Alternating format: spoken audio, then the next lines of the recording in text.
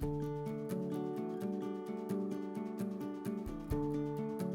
guys! This lesson we're going to introduce you how to use mouse to control the robotic arm.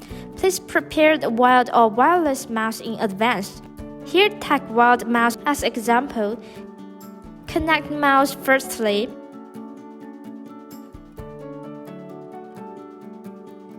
And then switch on the controller. The mouse will be connected to the robotic arm automatically. Now we will control the robotic arm by mouse. Let's try it. You can find that the robotic arm moves with mouse. Hold down one of the mouse buttons and move it left or right can control the rotations of gripper.